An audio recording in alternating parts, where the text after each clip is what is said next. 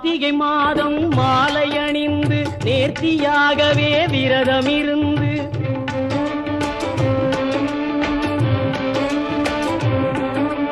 பார்த்த சாரதியின் மைந்தனே உன்னை பார்க்க வேண்டிய தவம் இருந்து